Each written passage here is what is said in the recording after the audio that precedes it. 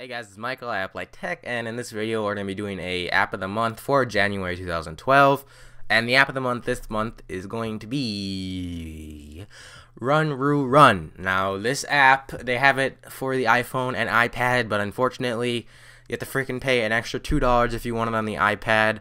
It's $1 on the iPhone and iPod Touch that is, and $2 on the iPad, and I absolutely hate it when developers do this. I don't understand why they have to do this. They probably make enough money. It just makes me mad. I hate it when they do that, especially when the app is the same thing and they just make it HD and you gotta pay extra for it.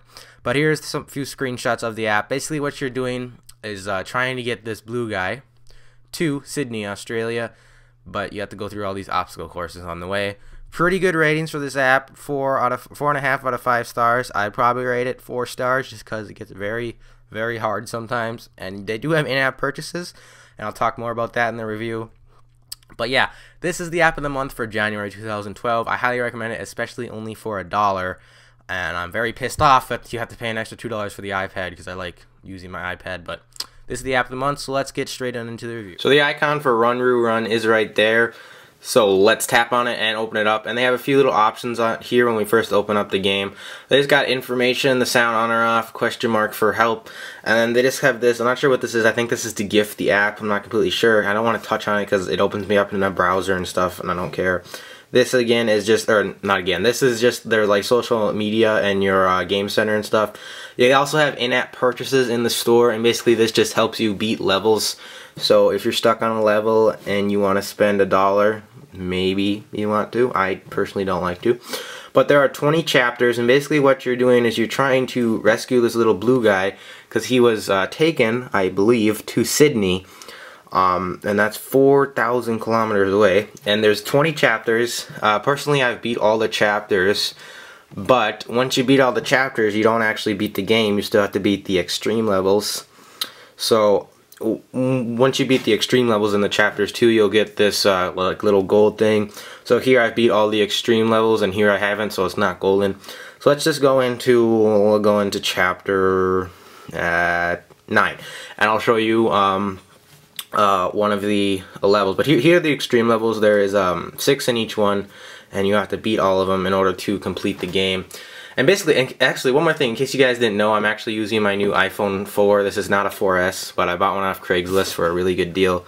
But yeah, so let's go ahead and play here. Basically, what you do is you just tap on the screen to start. He'll automatically start moving, and you jump, and it looks like that level I had to jump on a cloud, and you got to try to get to the end within a certain amount of time. So if we press start here, you'll be able to see the time. So if you do it in 3 seconds or less, you'll get gold.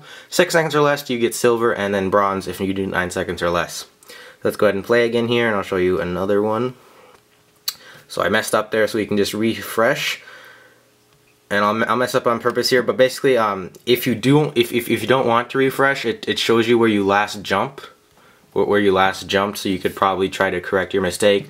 But it also keeps the time. So if you refresh, it doesn't show you where your last jump was, but you go back to 0. So it's kind of like you got to decide if you want help of deciding where you last jumped, or if you want to have better time. I personally always refresh because I like having good time on the levels. Let's go ahead and show you a different one here. Basically, each level has a certain obstacle, I guess you could say. And so that one had clouds. We'll go into level 17, and we'll see what this one has. I believe this one is the cannon. Yep, it's the cannon, and it'll give you instructions every time you start a new level. So basically it moves, you gotta tap again, you shoot, and then he goes. So we can go over here again, wait for it till you think it's good, and I messed up. Refresh. Start again. And boom.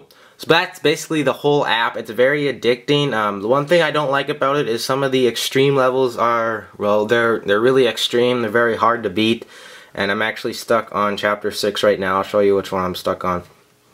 Going to the extreme. This is the one I'm stuck on. So basically, you have to jump onto this thing. Oopsies.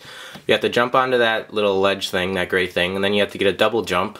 And you have to jump onto that again, and then you have to get to here. But you have to do that without touching any of these or the little Rocky Mountains things. So let's go ahead and try it here. And it's very hard to do. And I can't beat it, and I've probably tried it, I'd say, about 50 times now, and I'm kind of giving up the more I try it. Pisses me off.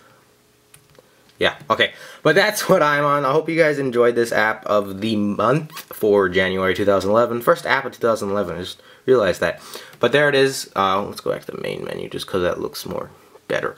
Okay, so there it is. If you guys want to pick it up in the App Store, go and search it. It is $1 for the iPhone version, $2 for the iPad version. If you want both, it would be $3.